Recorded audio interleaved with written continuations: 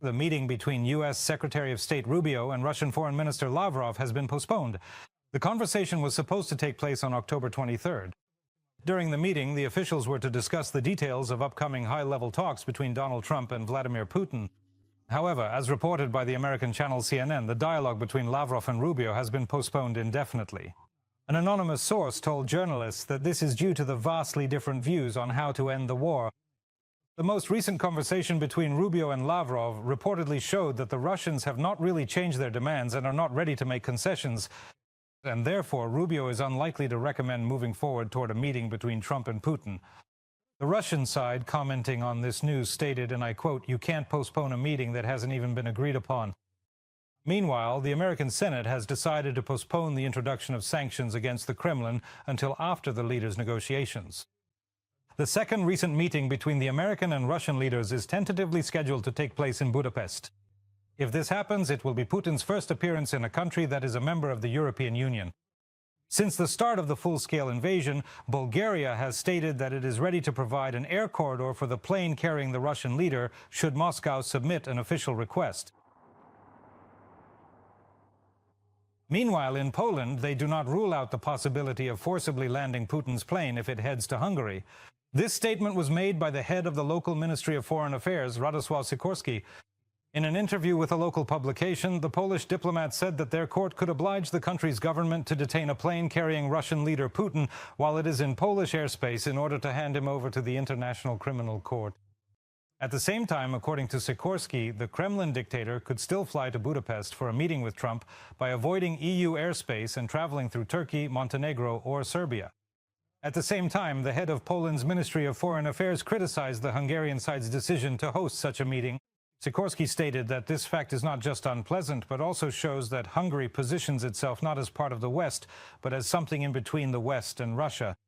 In addition, he reminded that Budapest is currently also aiding Russia by purchasing large volumes of oil from it, despite having the option to buy from other suppliers, while at the same time blocking support for Ukraine.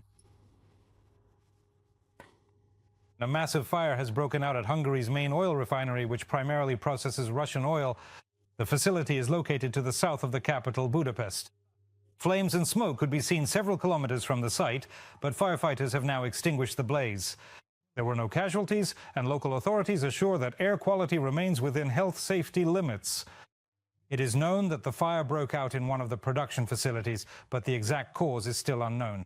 The MOL company, which owns the oil refinery, is currently assessing the damage and considering the possibility of using Hungary's strategic reserves. Meanwhile, the country's Prime Minister, Viktor Orban, held a separate discussion about this incident with the Minister of Internal Affairs and the management of the refinery.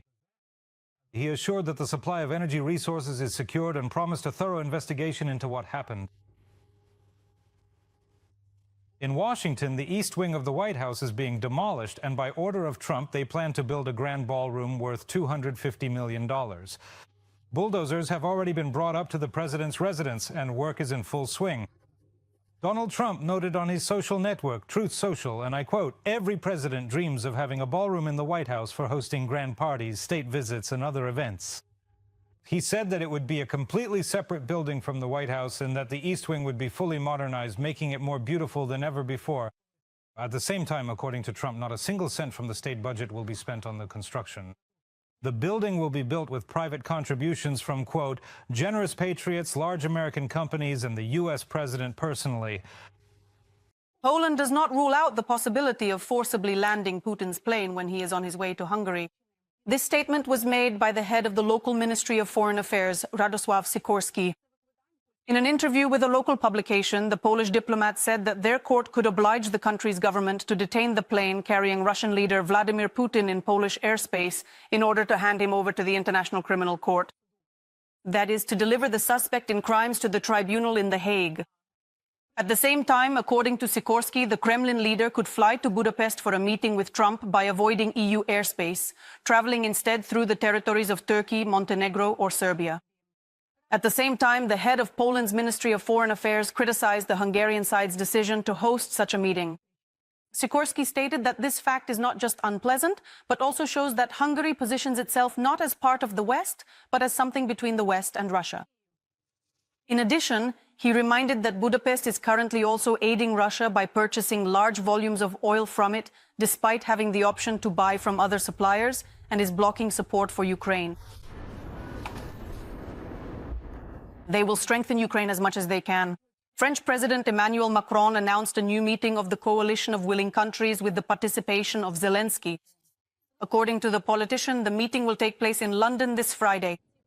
Some participants will attend in person, while others will join online. The agenda will focus on how to help Ukraine. Today, EU leaders also jointly issued a statement in support of Kyiv, in which they sided with Trump's position that hostilities must be stopped immediately. However, the starting point must be the current line of contact. At the same time, in the opinion of the allies, so far only the Ukrainian side is taking peace seriously, while Russia is not, so pressure should be increased until Putin is ready to make peace. And Ukraine, to secure the strongest possible position before, during, and after any ceasefire. In the document, European leaders also note that they are developing measures to use the full value of Russia's frozen assets so that Ukraine has the necessary resources. This issue will be one of the key items on the agenda of the EU summit scheduled for October 23rd to 24th.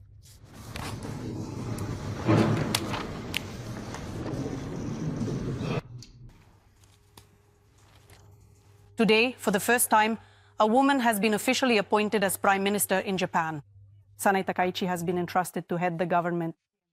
She was able to officially become Prime Minister only after a coalition agreement was reached in Parliament. After that, 237 deputies voted in favor of her candidacy. Sanai Takaichi is the head of the Liberal Democratic Party, but is known for her ultra-conservative views. She is a protégé of former Japanese Prime Minister Shinzo Abe and a great admirer of Margaret Thatcher. In a country where patriarchal norms still flourish today, her appointment is not considered a major step forward in terms of gender equality. After all, Takaichi opposes same-sex marriage, women keeping their surnames after marriage, and women being able to inherit the imperial throne. At the same time, she also enjoys riding motorcycles, playing percussion instruments, and is a huge fan of heavy metal. In international politics, she is known for her anti-China stance and support for Taiwan. It is known that by the end of this month, Takaichi will be able to meet with US President Donald Trump.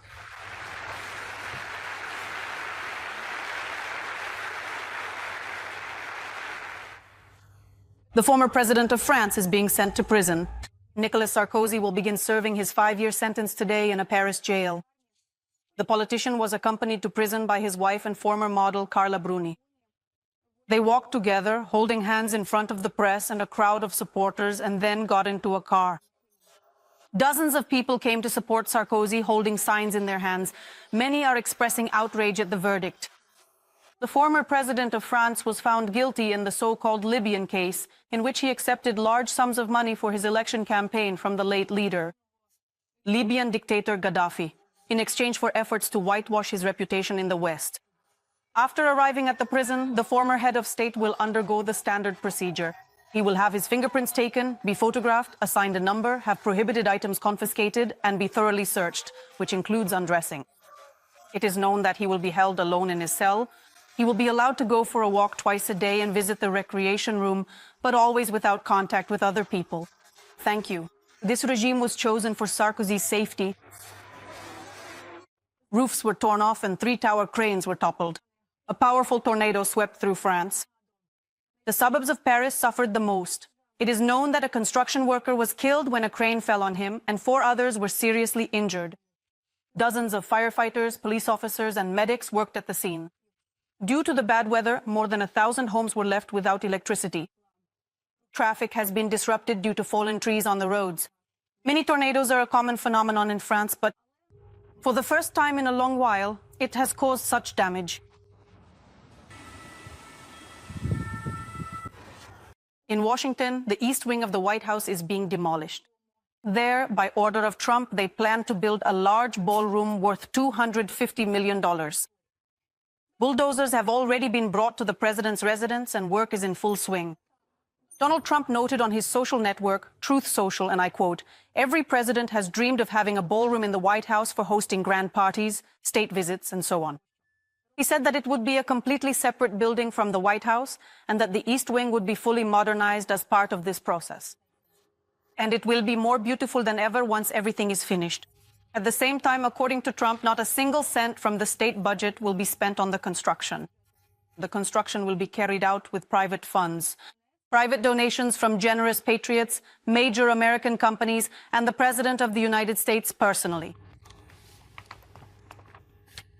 Another country will join the initiative to purchase American weapons for Ukraine. And that country is Italy. According to Bloomberg, citing its own sources, Italy's defense minister Guido Crosetto announced his readiness to join the pool mechanism during a meeting of NATO member states' defense ministers last week. At first, Rome opposed participating in this program, explaining that Ukraine had other options for purchasing weapons. The change in position is partly due to concerns that Italy could be sidelined if the program becomes dominant for some allies. Overall, more than half of NATO members have already joined the Pearl Initiative. This was reported by the Secretary General of the Alliance, Mark Rutte. However, as of September, the allies had managed to raise only about $2 billion from participating countries. This is significantly less than what Ukraine needs, especially against the backdrop of intensified Russian attacks on energy and civilian infrastructure. A major traffic accident involving military equipment occurred in Poland near the city of Buk. A passenger bus crashed into a convoy of American military vehicles. The impact threw the vehicles onto the roadside. 3 U.S. servicemen and the bus driver were injured. They were hospitalized. The causes of the accident are being determined. The Russians struck Kharkiv with guided aerial bombs. 9 people were injured. 15 private houses were damaged, according to Kharkiv Mayor Ihor Terekhov. The strike hit the industrial and Nemysliansky districts. At night, the occupiers attacked Ukraine with strike drones, ballistic missiles, and guided aerial bombs. Sumy region came under heavy shelling. Explosions were heard in Poltava, Dnipropetrovsk, and Donetsk regions. Chernihiv, Slavutich, and the northern districts of Chernihiv region were left without electricity. There, the Russians hit an energy facility and a heat supply facility. Water utilities are switching to backup power. In Chernihiv, water delivery is being organized and points of invincibility are being set up. In Cherkasy region, the enemy attacked critical infrastructure. The fire at the facility was extinguished. Residential buildings were damaged, and there is no information about casualties. In Antonivka, Kherson region, the Russians killed an elderly woman, and in Osokorivka, they wounded a man. Explosives were dropped on people from drones, damaging private and apartment buildings. 16 people were injured in Dnipropetrovsk region due to attacks on Pavlohrad and the surrounding area. The enemy launched missiles and drones there. Shaheds were flying over the city in broad daylight at an altitude of several dozen meters. 15 of the wounded were hospitalized, 4 of them in serious condition. In Pavlohrad, an infrastructure facility was damaged and a fire broke out. As a result of the drone strike, a fire broke out in the Verbkivska community. In the Nikopol district, Russian shelling damaged an agricultural company, an apartment building, private houses, a gas pipeline, and power line.